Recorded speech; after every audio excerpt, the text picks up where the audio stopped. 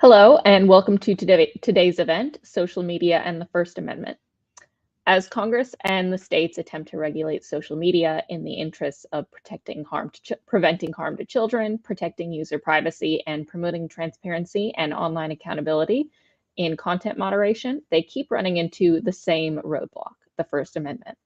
Though social media has posed new societal challenges and amplified existing ones, it's also a powerful force for the freedom of expression, amplifying the voices of ordinary individuals and connecting people across the globe. And therefore, the First Amendment is almost always going to be implicated in any attempt to regulate social media. With ongoing court cases against multiple states that have passed laws requiring age verification for social media, and a case against Texas and Florida for laws related to social media moderation of political content reaching the Supreme Court, all citing potential First Amendment violations. The way forward for social media regulation is unclear, and the future of online free speech is up in the air, something that is likely to affect every user of social media.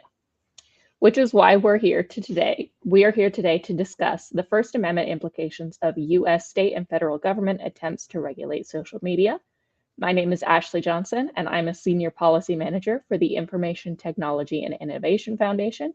Very quickly, I'd like to welcome our online audience. We'll be taking audience questions near the end of the event. So whether you're watching on YouTube, LinkedIn, Facebook, X, or our website, you can follow the link to Slido in the description and submit your questions. And don't forget to subscribe to our YouTube channel and turn on notifications if that's where you're watching. Joining me today to talk about social media and the First Amendment, I have Erin Mackey, Free Speech and Transparency Litigation Director at the Electronic Frontier Foundation, a nonprofit defending digital privacy, free speech, and innovation.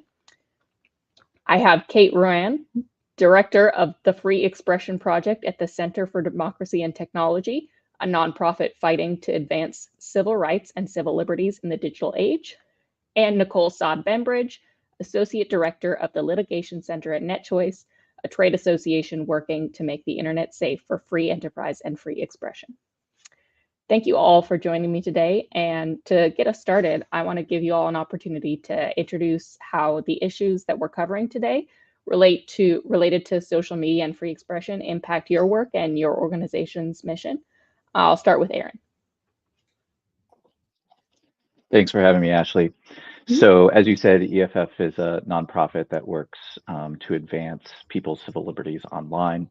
And the way this issue comes to the forefront in our mission as it relates to the topic today is that one of our core missions is to advocate for users. We believe that the internet is a revolutionary tool for democracy. It enables everyone who lacks resources, the technical ability to build their own speech platforms. It allows everyone to reach new audiences, to find their own communities, and to organize and advocate for change online.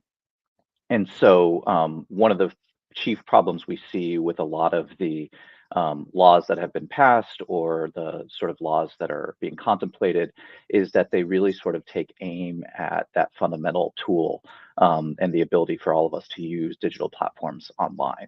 And so we're concerned first and foremost with users' ability, and that includes all users of all ages, including children's ability to speak online. Because if the internet is one of the most important tools for media today and our ability to organize and speak online, then we should not be sort of broadly blocking children's access to these same tools, notwithstanding the legitimate concerns that people have about potential harm to children online, because those children will grow up to be adults, and we want them to fully participate in our society and in our culture, in our government. And so I think blocking them is actually counterproductive to our goals as sort of a civic-minded sort of community, but as well as just sort of they have First Amendment rights to access the internet as well. And Kate? Sure, thanks, Ash. I would probably reiterate everything that Erin just said, so I'm going to try and add on to it additionally, because I do agree with everything he just said very strongly.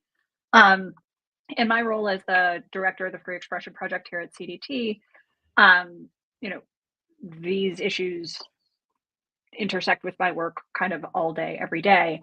And one of the things that we try to really bring to the conversation while we are trying to protect users' free expression rights on the internet for all of the reasons that Aaron highlighted is we try to talk to and make explainable and understandable about the ways that companies implement their content moderation processes, and the ways in which these tools impact free expression online, and how a government requirement to address speech online will interact with those existing processes in ways that can cause not just the censorship that the government might be looking for in a particular context, like to protect children, for example, is as Aaron cited, one of the most often offered reasons for pursuing a particular type of policy, at least right now. But what we try to do is show, okay, like this might impact some of the speech that you might be concerned about, regardless of the fact that a lot of that speech is constitutionally protected, and we can talk about that later, I am sure. But also it's going to get at a lot of content that is very, very necessary for kids to be able to access, that it informs them about their own health, their own place in this world, who they are, especially if they are LGBTQ, for example. Kids need to be able to access this information. And if we are imposing censorship regimes that will sweep in this content too, we are failing in terms of protecting free expression and protecting the First Amendment as far as CDT is concerned. And that is one of the things that we really try to explain. Like, if you do implement this policy, here are the tools that the companies will have to use in order to comply. And here is how those tools might create additional risks that the bill or that whatever policy we're proposing doesn't account for. So those are some of the things we try to explain in kind of all of these conversations. Excellent. And finally, Nicole. Sure. So as you said, Ashley, NetChoice is a trade association of online businesses dedicated to protecting free expression on the internet. So to this end, we currently have 7 First Amendment lawsuits against red, blue, and purple states' efforts to clamp down on online speech in some way. We believe the stakes of our cases and really what we're covering in this discussion today are really high. They concern nothing less than whether the First Amendment's historical guarantees will continue to endure in the digital age. And we've been really grateful that so far all courts but one that we've been before has agreed. So Nicole, sort of pulling on that thread, I want to ask you, broadly speaking, especially in the cases that NetChoice is involved in, what are the First Amendment implications of states' efforts to regulate social media? Yeah, so social media platforms are really the world's most popular fora for First Amendment activity. When I log into Facebook, I see, families' religious groups. When I log into X, it's a substantial part of my feed is satire, computer code on Hugging Face and GitHub, political campaigns, art, scholarship, niche interest groups, and all of this is the core of what the First Amendment protects. So when the government tries to restrict access to these extremely popular speech fora through age verification mandates, as Aaron was touching on, or control what First Amendment protected content we can engage with, as Kate was mentioning, it curbs our ability to engage in all of this expression, and it does so at a terrifyingly large scale.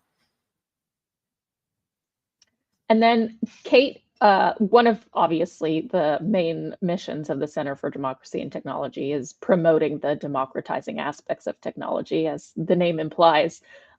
So why in that context are questions of free speech so important when discussing social media? That's a really good question, and it is because the government seeks to silence speech with which it disagrees. And so a lot of the work that we do, a lot of the ways that you achieve change in a society is through protest, is through dissent, is through speech that might make those in power uncomfortable. And so it is incredibly important that as technology develops, it remains open to all people and all ideas for them to be able to express themselves. And it is doubly important to prevent the government from being an entity that attempts to dictate what content is permitted online, because we know that governments are incentivized to suppress speech with which they disagree. And Aaron, you have sort of touched on this already, but digging a little deeper, what types of speech and people do we see being most impacted by online censorship, or that would be impacted by threats to online free speech? Yeah. We often hear, I think, in the media about like certain viewpoints, particularly conservative viewpoints, and claims that the services are silencing those voices. But if you actually dig into the social science and research around who's actually being affected online, it is the same historically marginalized communities and voices that have been historically marginalized from broadcast media, from print media, and others. And so if the internet is to be a tool to actually, as Kate was talking about, a democratizing tool that allows for all voices to be heard and for political power to be gained, then we need to ensure that that government sort of stays out of the regulation of social media, because when the government does begin to regulate social media, we will see sort of those same marginalized voices and communities pushed to the side. And what we'll be left with is the same sort of mainstream narrow window of views and ideas and speech that actually doesn't help us progress as a society or as a culture. And so I think that's the real danger here is, we've seen this model before, and Congress actually did this in 2018 when they passed FOSTA SESTA, where we had marginalized communities, particularly sex worker communities, be basically shut out of the same forums that we all use every day. And so I think what lawmakers, whether it's at the state level or in Congress, need to be thinking about is, are you actually engaging with the communities who will be affected by these regulations? And when it comes to the most recent suite of proposals, are you actually talking to kids? Because I think their experiences with social media are just as diverse as adults. And I think sometimes what we're hearing is a very narrow view from a few folks who have been impacted and harmed legitimately by social media, but we're not actually talking to the wide range of folks, particularly young adults and teens, who find the internet to be transformative in many of the same ways that we as adults do. Digging greater into the free speech rights of children and the age verification requirements that have been deeply entwined with the free speech debates that are going on currently. You touched on this already, but I want to dig deeper. You mentioned marginalized communities. A lot of children, are members of marginalized communities, or could be considered sort of marginalized in themselves, and that they're young people. They're don't have the full rights that adults have.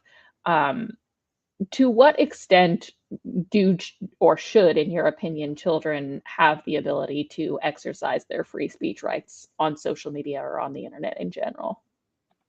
Yeah, so children have a wide and strong First Amendment rights that are in many ways largely coterminous with adults. I mean, the Supreme Court has said only in sort of one narrow context can we really sort of regulate their free speech rights, in the educational context, right? And there, the test is still quite permissive, right? So we have to go back to, Tinker and students wearing armbands to protest the Vietnam War, and the Supreme Court said that was a permissible, that they had First Amendment rights, so long as they didn't sort of substantially disrupt the educational setting. And then, there's only sort of one sort of area of content where the Supreme Court has said that minors don't have the same sort of rights to access, and that's in adult sort of sexual materials. But other than that, the Supreme Court has sort of continually struck down efforts by states to sort of carve out either other contexts or other content that children can't access, and whether that's saying they can't sort of see certain movies or even like be in the presence of theaters where certain movies are shown. The Supreme Court has said that that's too broad a restriction. Whether that's, you know, California passing a law saying that violent video games are essentially unprotected speech when it comes to teens, the Supreme Court has rejected that. And so when you come with that sort of body of precedent, and you compare it to sort of the current proposals that are being contemplated that broadly in some senses seek to gate off social media, and you just see that that's really sort of antithetical and completely backwards when it comes to how the Supreme Court has said how teens have, you know, and young adults and children have many of the same First Amendment rights that we as adults all enjoy. And Nicole, how have you seen these issues come into play when it comes to, for example, the ongoing lawsuits against states that have passed age verification requirements for social media? Yeah, well, specifically touching on your first question to Aaron about marginalized communities, EFF and ACLU did this amazing amicus brief in our case NetChoice v. Griffin over Arkansas's age verification lawsuit. And there they explained that, you know, as we know from the voting rights debate, those that lack requisite government issued ID are overwhelmingly people of color, people of like marginalized socioeconomic statuses. And then age verification also precludes anonymous speech, which is especially important for ideological minorities and certainly LGBTQ individuals. And most of these laws are arguably being passed in states that are hostile to those people's rights. So I think that's a really important consideration that multiple amici, in addition to EFF and ACLU, have raised in our cases. And then where do the interests of protecting children come into play? Because we do see, you know, there is harmful content on social media and children are particularly vulnerable. Kate, how have you seen these two debates intertwining? Do you think there's a way that we could resolve or help prevent harm to children without infringing on the speech rights of adults and the speech rights of children? I think the hardest thing in this discussion is defining harmful. A lot of the time, we are talking about content that is First Amendment protected. There are very few categories of content that fall outside of First Amendment protection, including for children, as Aaron highlighted. And so defining harmful is really difficult because children and teenagers are people, and they are all very different. And what is harmful for one child might not be harmful to another. And when you try to create a uniform one-size-fits-all regime saying this content, though it is constitutionally protected, is harmful to children, and children should not be allowed to see it, and you put that restriction upon a social media company, which is often a platform for all kinds of speech, journalism, creator content, music, you know, talking to your friends. When you put that restriction on a social media company, what you are essentially doing is saying, okay, social media company, you have to guess what is harmful to the users that you also have to identify as being children or not children. And that is going to be a game with a pretty significant error rate. And so how do we actually attack this problem that we all agree exists in a way that empowers children to have to control their own experiences online, helps parents help their children? Those are the things that I am most interested in. I am most interested in seeing how, as Aaron talked about earlier, talking to children and to teenagers about how they interact with platforms, because they all do, and they all have particular strategies for dealing with the content that they encounter. What are their strategies? What are the things that they need in order to protect themselves, and what is it that they need companies to do for them to empower them to engage in in a more safe way online. My organization CDT has asked this question in at least one context. We have a report out called "More Tools, More Control," where we did talk to young people about how they engage on direct messaging platforms and what the things they and what they do when they receive unwanted messages, how they address those messages, and what they would like to see for tooling from the companies for them to be able to address those messages. We need to do more things like that, more things like listening to kids, figuring out how to empower them, figuring out how to set them up for success for an entire life that will be spent online, and not focus on what I think we're kind of doing, which is trying to like kind of build pool noodle, like put pool noodles around the internet for kids. That's not going to help them, and it's not going to, and it's probably going to block them from seeing really important content, especially since we cannot necessarily figure out from 10,000 feet up which content is harmful to which kid. Yeah, and if I may, wow, I'm really doing amicus shout outs today.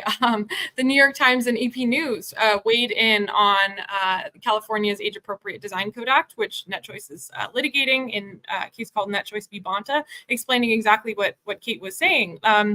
This notion of mental health and safety is extremely nebulous and subjective. And if we look at the kind of journalism or photography that have won the Pulitzer in recent years, so often it's stuff that depicts suffering and stuff of substantial controversy. And these laws, material that is so clearly valuable to the democratic process, to society, but may conceivably be upsetting in ways that would run afoul of the AADC, for example, prohibition on content that could foreseeably harm children's mental health. So it has huge implications on kind of the integrity of the information ecosystem.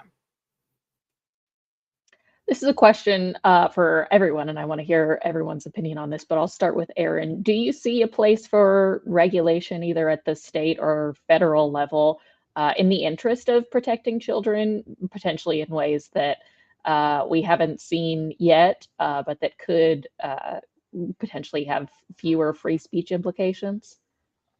Yeah, so I think there's still definitely a role for Congress and state lawmakers to play. I don't think that the First Amendment is some sort of shield for no sort of internet regulation. I think that the challenge is so much of the focus has been on trying to regulate the content that users create or the processes that that intermediaries and services use to actually show that content or to remove some content and things like that. And so I think what lawmakers need to do is they need to actually pivot to solutions that will help both parents and children, but are not going to run into these sort of First Amendment problems. And so three things come to mind, picking up on one that Kate was talking about like sort of empowering users and children and their parents. I think, we should demand that these platforms provide more tools, but I also think we shouldn't wait for these platforms. I think in an ideal world, we would have rules that actually allow for the development and creation of third parties that can actually plug into these social media services and can do things like filter someone's social media feed and in a way that's different from the platform's sort of standard tools that provides transparency to both the user and perhaps their parents about how the information is being delivered, what sort of information is being gleaned from the user to deliver that stuff in their news feed and so on. And so there are ways to do that, right? So right now we have laws, federal laws that block that, both the Computer Fraud and Abuse Act and the Digital Millennium Copyright Act. So Congress could amend those and really incentivize the creation of those tools. Another thing we could do is we could pass comprehensive consumer data privacy laws. So a lot of the concern is about the targeting of individuals, whether it's adults or children, based on sort of your internet activities, either broadly or on a particular site. But if we had a comprehensive consumer data privacy law that stopped the flow of data at the outset, or at least made it so that you had to affirmatively opt into that data, and maybe we provide more tools that sort of protect children in different ways than adults from their data being disclosed, I think you're going to see a lot of the sort of downstream harms be lessened because we've stopped that personal data from being collected and used in the first place. And the third thing we can do is, a lot of the concern is about how big and dominant these platforms are and how so much of the control is put in their hands. We can have Congress really sort of flex its muscles when it comes to antitrust enforcement and more competition that enables things like, if I want to be on a particular platform, but my friends aren't there, they're on a different platform, can I communicate with them and keep my social feed and choices while staying on the platform I like, but keeping my social network, and taking it with me if I want to choose to go somewhere else later? So I think all of those tools can actually be brought to bear to help address some of these things, and none of them run into the significant First Amendment problems that we're seeing right now. Kate, same question about regulation that wouldn't have the same free speech implications. Well, Aaron's well-organized answer pretty much sums it up as far as I'm concerned. I do think that each one of those actions would be supportive of the democratization of the internet, of having the internet be a place where we can all come and find useful content and useful services. I think I want to backstop the idea of comprehensive consumer privacy legislation that includes data minimization as a first principle, along with use restrictions for that data once it gets collected. A lot of the harms that we talk about with respect to content targeting and surveillance on the internet stem from a lack of restrictions on data minimization and a lack of use restrictions in current federal law. Having those two things, I think, would go a long way towards protecting not just children, but everyone online. And I would really like to see Congress pursue all three of the things that Aaron highlighted. And then Nicole. Yeah, I mean, I strongly agree with my co-panelist remarks on the privacy law. We've been asking Congress for a strong, uniform privacy law for, I think, over 20 years now. But to be clear, by privacy, I mean a law that limits data collection and sale, not these sort of AV laws that are masquerading as data privacy laws, as we see in the California Age-Appropriate Design Code Act and a couple kind of recent iterations in it on the East Coast. And, in the context of minors' safety from child predators in particular, investigation and prosecution of a lot of those crimes is woefully inadequate. I think a GAO report just detailed this in pretty damning terms. Senator Wyden had a bill active, I think, last session that would substantially increase the amount of funding available to relevant law enforcement agencies to provide channels for collaboration between the agencies and to create programs that would prevent minors from becoming victims in this way in future. I don't know what happened to that bill, but efforts like that are critical and I think kind of don't get the attention that they deserve. And lastly, there really are a wealth of tools available already for parents and individuals that are seeking to, alter their online experience, maybe from what's available on X or Facebook by default. And this was a topic of questioning in oral arguments in our Arkansas suit, Net Choice v. Griffin. The judge was asking the state's witness what tools already exist at the device level, at the browser level, at the ISP level, and concluded, which he kind of referenced in his order, that so many of the tools already exist to advance Arkansas's stated goals of protecting minors and limiting kind of child predators' access to be able to contact them. But so few people are aware of these tools, aware that they exist, much less know how to actually use them. And Florida and Virginia, I believe, have been leading the charge in passing bills that would allocate funding for education programs, either in schools or community centers. And I think that's extremely promising as well. Excellent. So there definitely sounds like plenty of ways that Congress and states can move forward on these issues that would not have some of the same First Amendment implications. Moving on from talking about children specifically, to an issue that I think is deeply intertwined with, for example, the Supreme Court case related to Florida and Texas's social media laws, but also to the broader First Amendment and social media debates in general. Nicole, I wanted to start with you and ask, how much freedom do or should platforms or online services in general have to make their own editorial decisions regarding content moderation, design features, and other relevant aspects of social media? Yeah, sure. So what social media platforms do via their design features at bottom is publish third-party speech. They're speech publishers, and that's an activity protected by the press clause as well as the First Amendment right to editorial judgment. And the Supreme Court has made it clear that unconstitutional efforts to control the dissemination of speech or the act of expression itself can occur at different parts in the publication process. So, if you license printers, it doesn't matter that the authors were free to write the books in the first place. If you restrict book sales, it doesn't matter that the books were printed in the first place. I think that some of these efforts to go after social media's publishing function by using the terms design are equally constitutionally suspect. Like, the government cannot subvert private actors' editorial judgment or our own ability to publish speech online by claiming that what they're doing instead is regulating the means of the publication or the order by which the online speech forum displays the speech. And I think that's really a theme in the recent spate of efforts to crack down on online speech.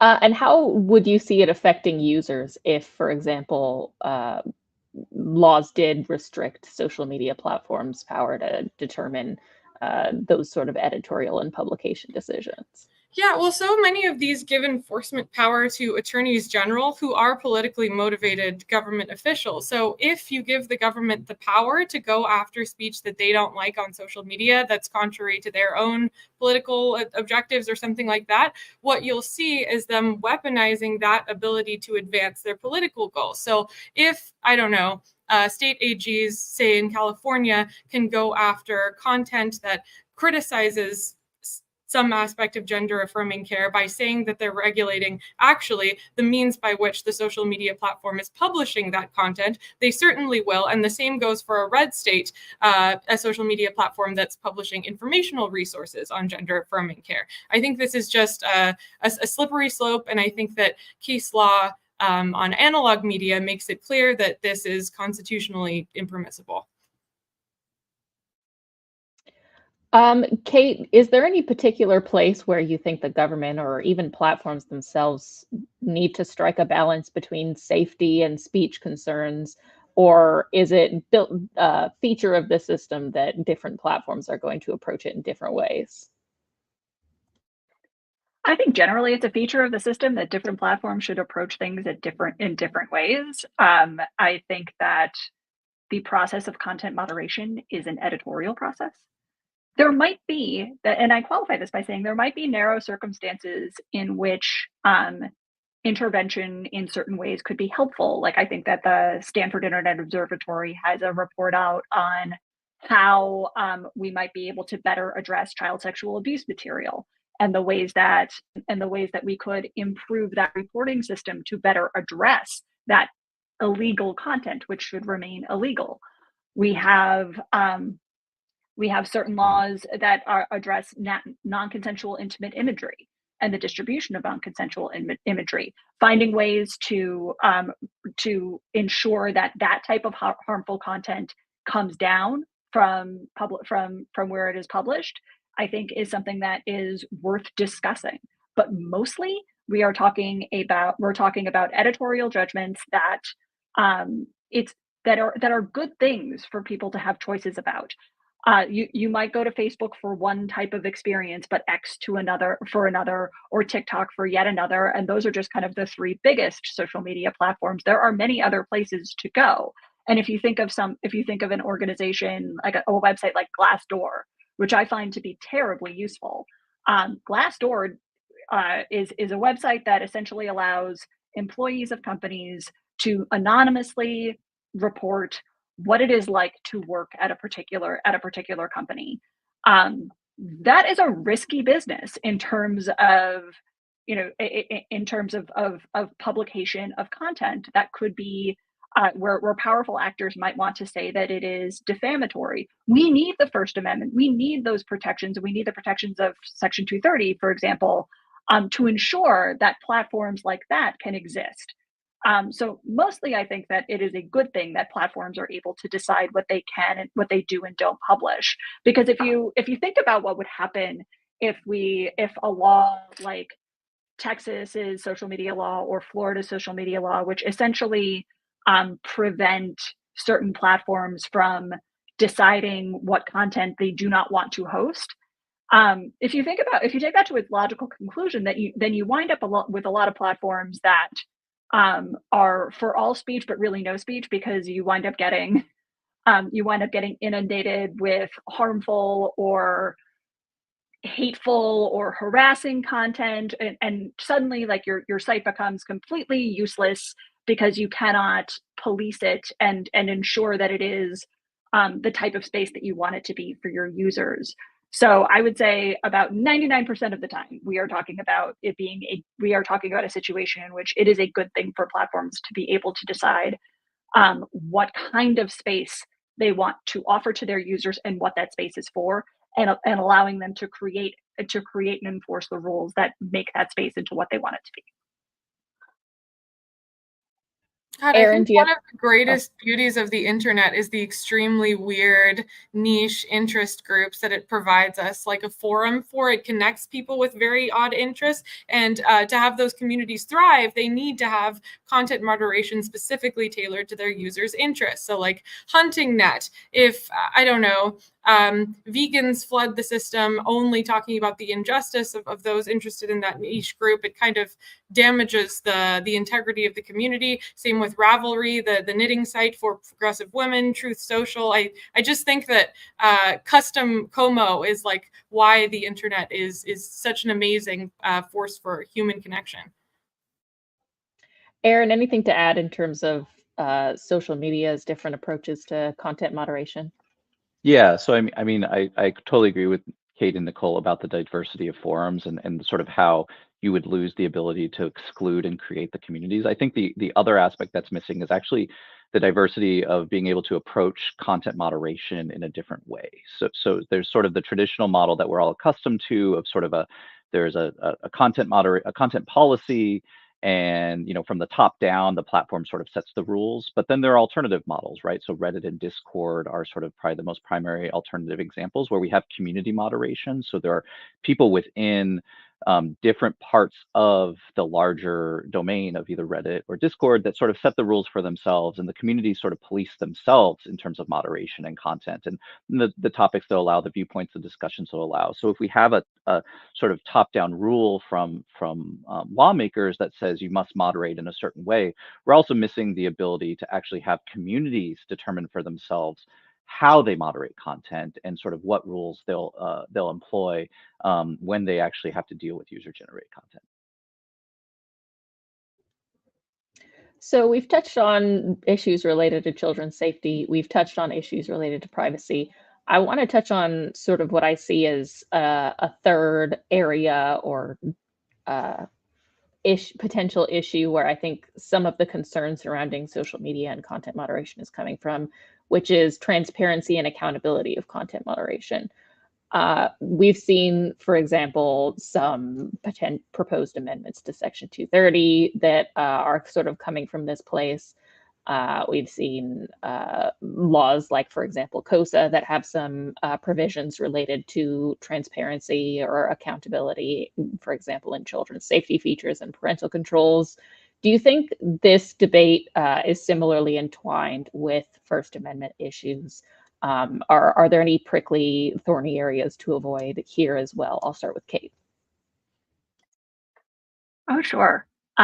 Yes, this area is definitely intertwined with the First Amendment. The requirement to provide transparency implicates the First Amendment. There are laws that say when you are dealing with commercial speech that that require disclosures of purely factual and uncontroversial information.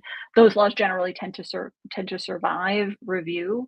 However, if you are instead requiring the disclosure of irreducibly subjective editorial judgment, you run kind of headlong into the highest level of scrutiny that the courts will apply, because requiring people to tell you why they decided to publish something or not publish something is, in many ways, a regulation of what they want to say or what they want to allow to be said on their platforms. And so when governments are attempting to impose transparency upon content moderation processes, they really need to think carefully about that particular aspect of it, because the biggest danger I see when we talk about what sounds like a very like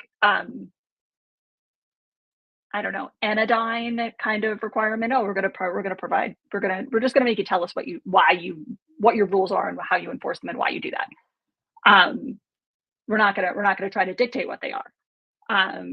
What that really actually does wind up being, though, is government putting its thumb on the scale of what can and can't be said online, and that is what we need to be careful of when we're creating when we're trying to create a constitutional transparency regime. That being said, yes, we should carefully craft one of those things, and also companies should be providing this sort of information regardless.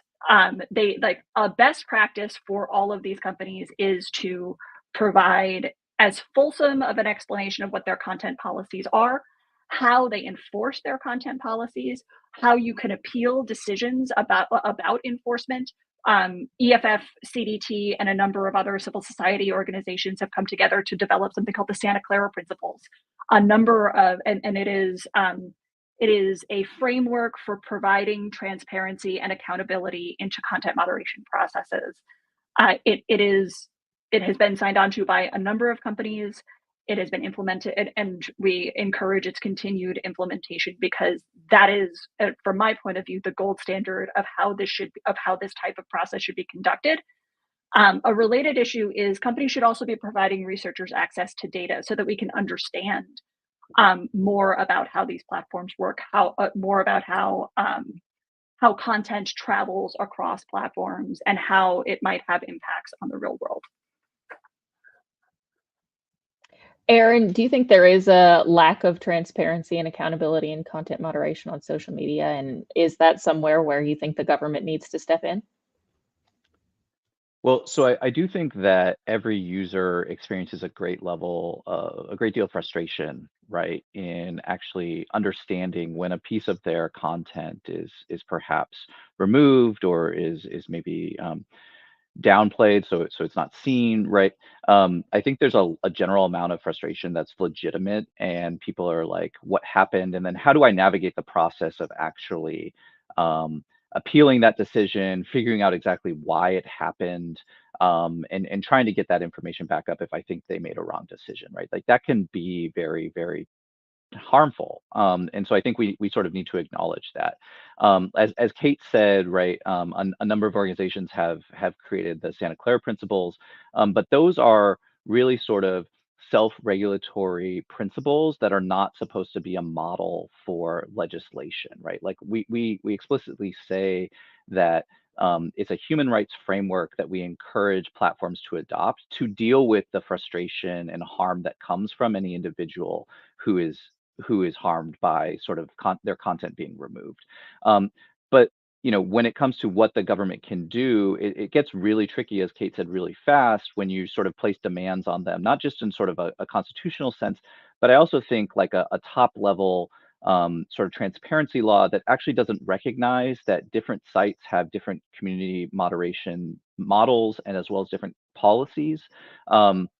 And also are not as big as, say, the major social media services that we think of. They might not even have a trust and safety team because they're just a community sort of nonprofit service or even just a site that's put up. I think the immense burden that's going to come with sort of complying with those laws is actually deeply problematic if we actually believe in competition and having a diversity of forums online. And so I think lawmakers have to be careful about that. That's not to say that there's not a possibility that a sort of well-informed and sort of policy proposal that sort of aims at these concerns couldn't be constitutional. I think that the reality, though, right now, as we've seen, particularly in states like in Florida with their proposal, that these are sort of tacked on as sort of retaliatory measures of like, we're going to sort of bog these platforms down in transparency and sort of consistency requirements that are really aimed at retaliating against perceived slights by the platforms, as opposed to actually advancing useful information that consumers, parents, and young adults and children can use to actually understand what's happening. So I think until we have the conversation where we're actually there, we're having legitimate policy conversations, I think we're just still going to have these same problems. Nicole, anything to add on transparency and accountability and content moderation? Completely agree with my co-panelists. Unfortunately, as they said, Texas and Florida, so HB 20 and SB 7072, respectively, impose extremely intrusive disclosure requirements on large social media platforms, some of which we argue is actually technologically impracticable.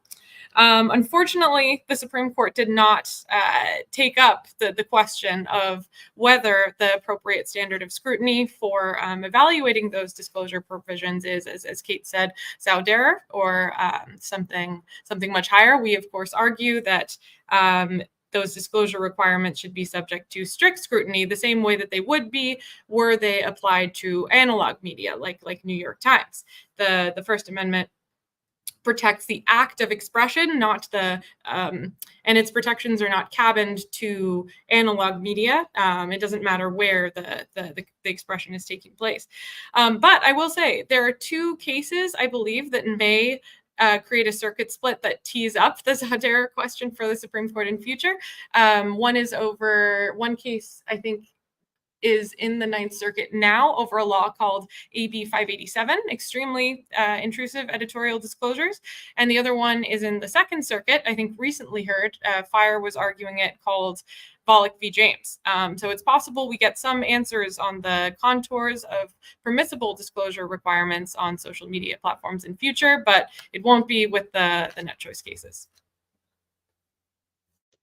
And my final question for everyone before we turn to audience questions is sort of related to this, and also related to, I think, a point that Aaron made earlier about antitrust, which is what do the three of you make of the argument that the government needs to step in and regulate social media's content moderation, because the big social media companies are too powerful and are acting as arbiters of essentially speech in the digital age? And I'll start with Aaron. So I would encourage people to go read Tornillo versus Miami Herald, which is a case from the 1970s that the Supreme Court issued.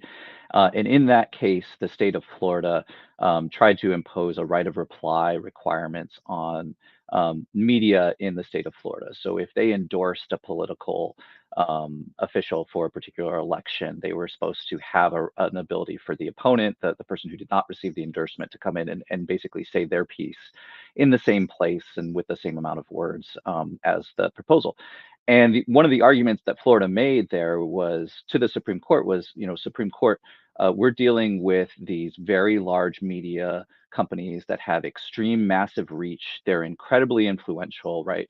The Miami Herald's endorsement of, who is going to be the next mayor of Miami can sway people's opinions and voices, and the government's interest in sort of inoculating against that potential reach and is so strong that it justifies this sort of intrusion in Miami Herald's editorial choices. And what the Supreme Court said is that might be true, but it's not a legitimate government interest that forms the basis for being able to invade a publisher's First Amendment rights. And so I think here we are 50 plus years later, and we're seeing the same arguments. And I think that they just are true. It is certainly true. And there are ways that we can address the concerns about the sort of bigness and pervasiveness of these platforms, but it can't be through regulating the content or their choices about how to publish user-generated content. Kate, anything to add there? I would just say I can think of few things more dangerous than giving the government the power to decide what we can say on the internet or really anywhere else. And so,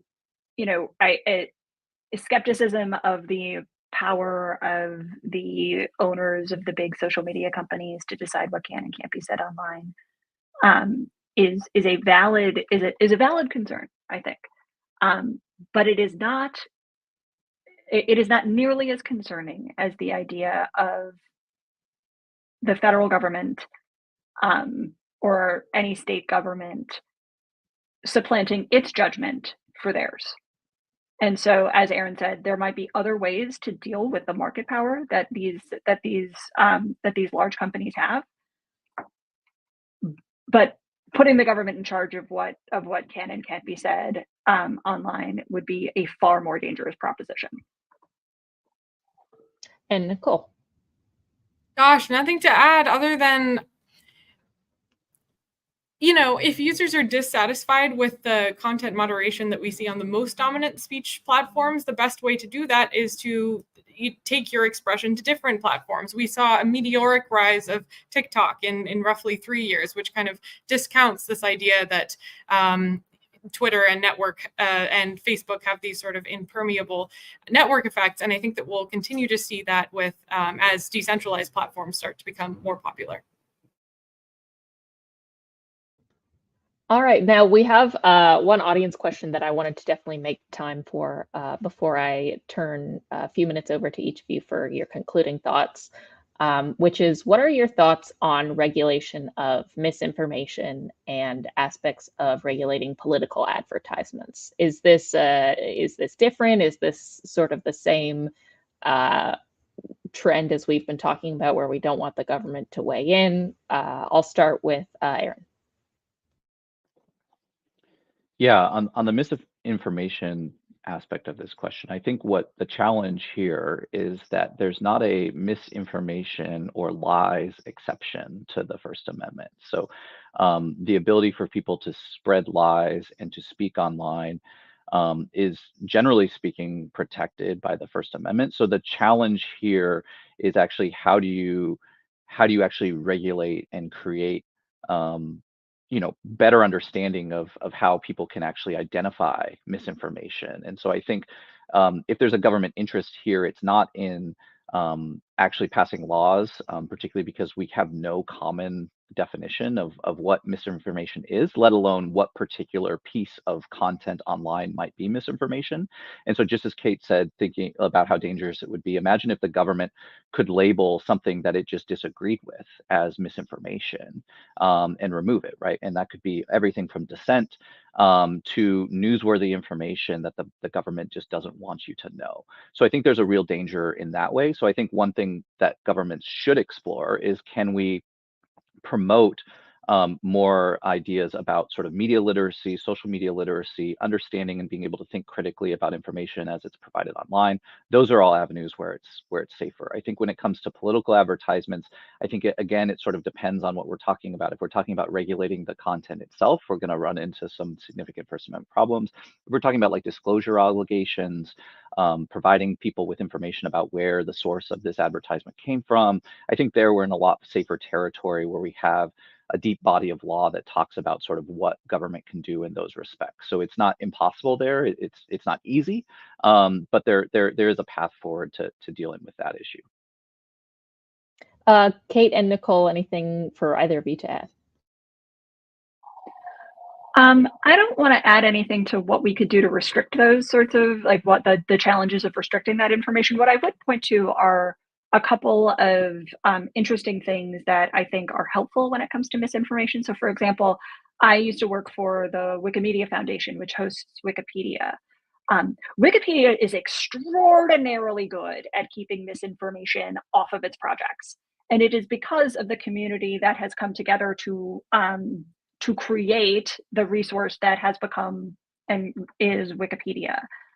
The way that process works is currently being studied by a number of people to try to understand, okay, are there ways that we can export this? Are there ways that we can use this in other contexts to help guard against misinformation and to help people? And I think that this could work alongside of what Aaron has talked about with respect to educating people and media literacy more generally. I just think it's really interesting that a community like Wikipedia, like the Wikipedia community, has been so successful at addressing what other platforms have a very hard time addressing, and that they have done it, without anyone requiring them to do it. It is just in service of the goals of this particular project, and I think it's pretty cool and worth going to look at it. They have a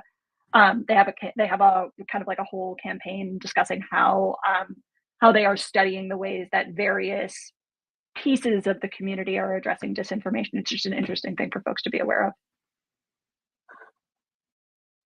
of. Nicole. Sure. Well, in America, the First Amendment precludes the government from regulating truth in being the arbiter of truth in the overwhelming majority of circumstances. And I think that on balance, that's a good thing. As we saw during the COVID-19 pandemic, truth can be readily politicized, and what's widely considered true often can change over time. And then in with respect to political advertisement, so I think there are definitely very reasonable concerns about misleading election-related deepfakes and stuff like that. I will point out that I think the FEC, it's in their jurisdiction. It's a criminal act to publish material that seeks to mislead an otherwise qualified voter in a way that would stop them from casting their vote. So, I think the main things that we're concerned about in the context of election disinformation are already illegal, and it's just a matter of enforcing those laws.